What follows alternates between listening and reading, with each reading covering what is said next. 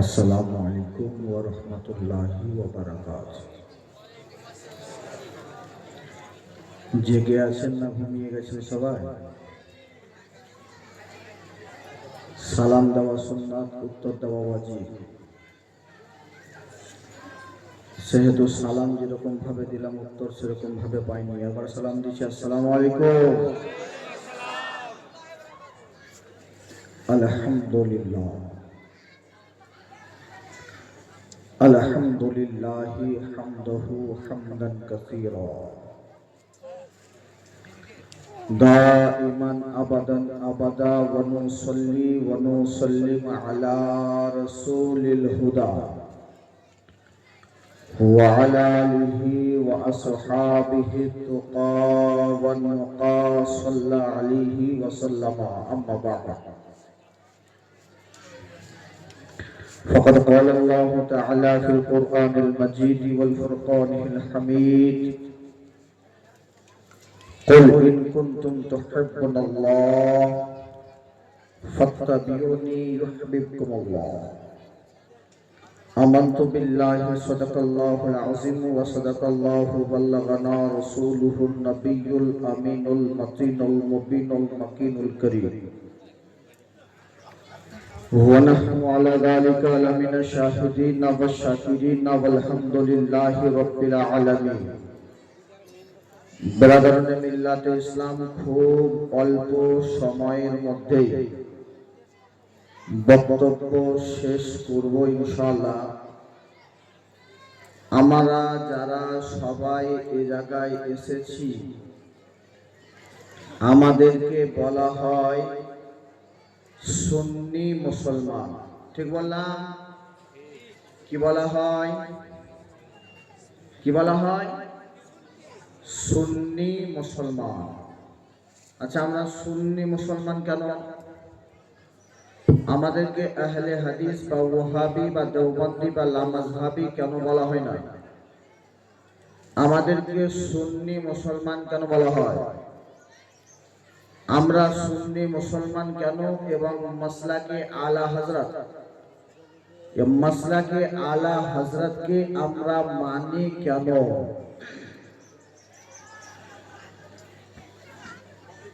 মাসলাকে আলা হযরতকে মানি, নিজের নাম নিজের পরিচয় রেখেছি সুন্নি।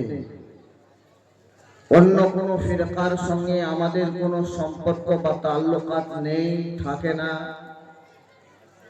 কারণ হলো এটা কি আহলে সুন্নাত ওয়াল জামাত, আহলে সুন্নাত ওয়াল জামাত वही मजहब के, वही मनहज के, वही फिरका के বলা হয় যে আহলে সুন্নাত ওয়াল জামাত ফিরকা কোন বাতিল ফিরকার কাছে মাথাকে নিচু করে না। এই জন্য যে পৃথিবীর মাঝে ধন দৌলত টাকা পয়সা যত যা আছে একদিকে, নবীর শান ও ইজ্জত একদিকে। আমাদেরকে সুন্নি মুসলমান এই জন্য বলা হয়। আলা হযরত আজিমুল বারাকাত আমাদেরকে আকীদা দিয়েছেন। আমাদের ধন, আমাদের মাল, আমাদের দৌলত, আমাদের আত্মীয় স্বজন, আমাদের নিকটজন, পৃথিবীর মাঝে যেই যত জিনিস হয়, সব জিনিস আপনার আমার কাছে তখনই গ্রহণযোগ্য, তখনই আমার কাছে প্রযোজ্য যখন আপনার আমার আকীদার সঙ্গে তার আকীদার মেল হবে। অর্থাৎ নবীর শান তারাতে যেন বরকরার থাকে, নবীর প্রতি উচ্চ বাচ্চ ব্যবহার যেন না করে, নবীর শান ও শওকত অনুযায়ী নবীর সঙ্গে সম্মান ব্যবহার করে। বিশ্ব মুসলমান হাদিস ও কোরআন যেই মত আপনাকে আমাকে শিখিয়েছেন, সুন্নি মুসলমান সেই মত আপনার কাছে নিয়ে আসে। হাদিস ও কোরআন যেই শিক্ষা আপনাকে আমাকে দিয়েছে, আলা হযরত সেই শিক্ষা আপনাকে আমাকে দিয়েছে। হাদিস ও কোরআন যেই জিনিস করতে আমাকে আপনাকে বলেছে, আলা হযরত সেই শিক্ষা আপনাকে আমাকে দিয়েছে। হাদিস ও কোরআন যেই জিনিস করতে নিষেধ বারণ করেছে, আলা হযরত আলাইহি রাহমাতুল্লাহ সেই জিনিসকে আপনাকে আমাকে বারণ করেছে, সেই জিনিস থেকে আমাদেরকে বিরত রেখেছে। এ বিশ্ব মুসলমান, সুন্নি মুসলমানের বহু আকীদার মধ্যে আমাদের আকীদা হলো নবী মুস্তাফা ইলমে গায়বের শেফাত দাতা। সুন্নি মুসলমানের আকীদা হলো নবী মুস্তাফা মালিক ও মুখতার। সুন্নি মুসলমানের আকীদা নবী মুস্তাফা এপারের খবর বলতে পারেন, এপারের খবর বলতে পারেন। সুন্নি মুসলমানের আকীদা জান্নাতে যাওয়ার সময় নবীর সাহায্য নিয়ে জান্নাতে যেতে হবে। আমার সুন্নি মুসলমানের আকীদা যেই সময় ধান আসবে না কাজে, যেই সময় ধান আসবে না কাজে, যেই সময় বিবি আসবে না কাজে, যেই সময় বাচ্চা আসবে না কাজে, এক কথায় দুনিয়ার সমস্ত জিনিস আপনার নাকারা হয়ে যাবে, সমস্ত জিনিস আপনার সাথ ছেড়ে দেবে। সেই টাইমে যিনি কাজে আসবেন তিনি রাসূলুল্লাহ। সেই টাইমে যিনি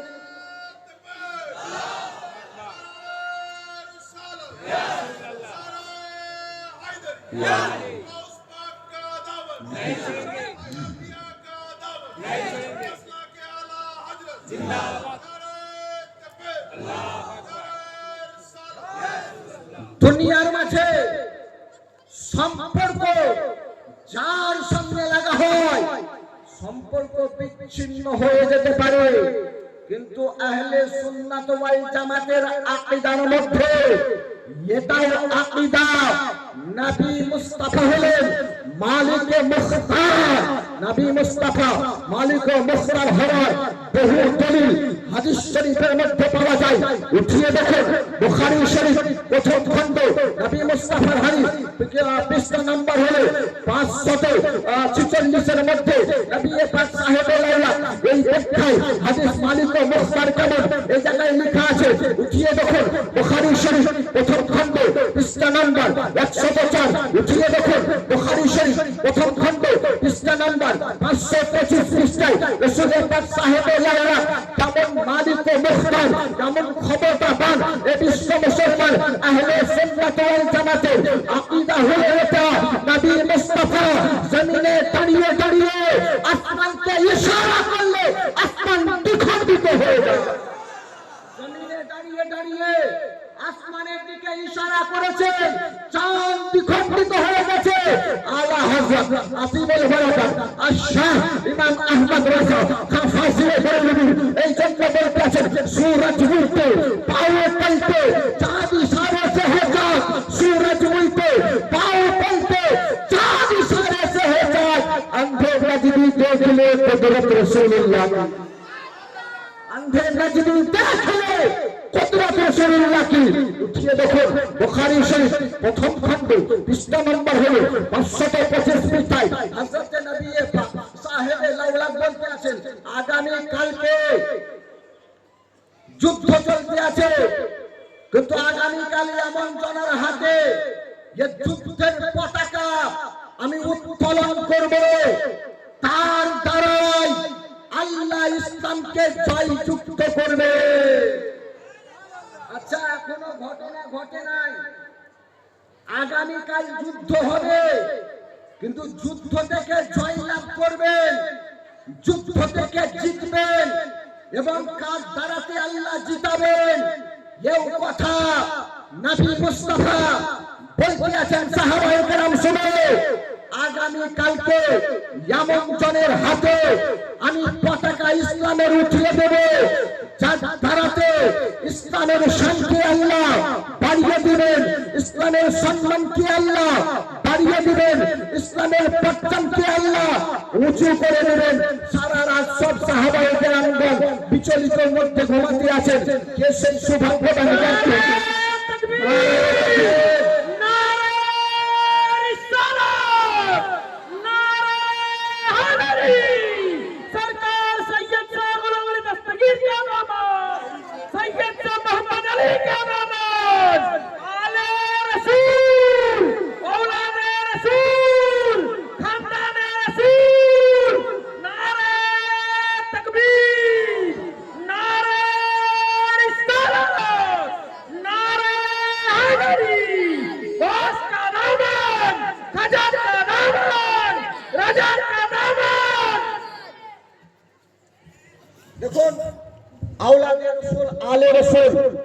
নবী বংশের আওলাদ আলী রাদিয়াল্লাহু তাআলা আনহুর সন্তান এ জায়গায় উপস্থিত এ বিশ্ব মুসলমান ঘটনা বলতেছিলাম।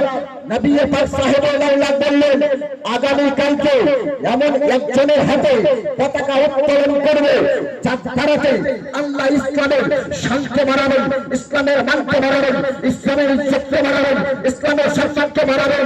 অর্থাৎ যার দ্বারাই ইসলাম জয়যুক্ত হবে, যার দ্বারাতে ইসলামের আগামীকাল যুদ্ধ জয়লাভ হবে।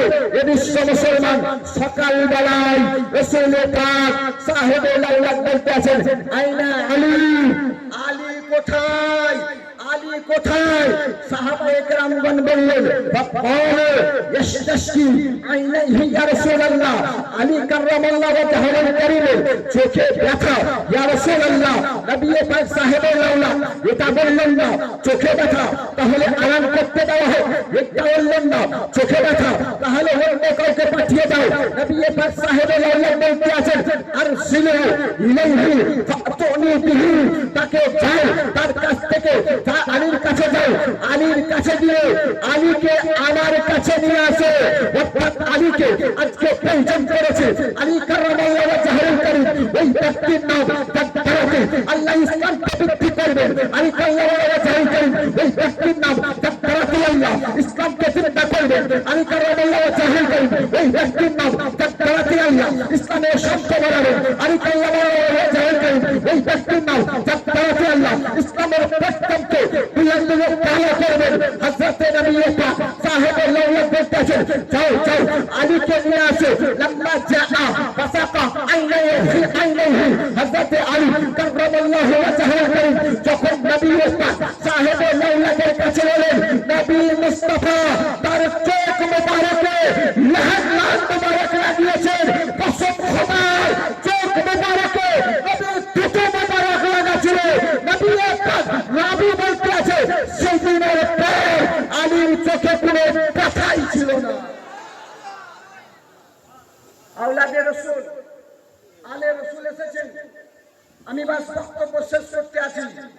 হুজুর পাক চলে এসেছেন। নবী পাক সাহেবে আওলাদ মালিক ও মুখতার তিনার দ্বারাতে তিনার দাওয়াতে তিনার আওলাদরাও মালিক ও মুখতার সিফাত নিয়ে মানুষের সেবা যত্ন করতে আছেন। বেরাদরানে মিল্লাতে ইসলাম এ বিষয়ে বহু দলিল আর আল্লাহর ওলিদের কারামাত আছে। ইনশাআল্লাহ সময় শেষ, যদি পাই তো কোনোদিন শোনাবো। আসসালামু আলাইকুম ওয়া রাহমাতুল্লাহি তাআলা ওয়া বারাকাতুহু।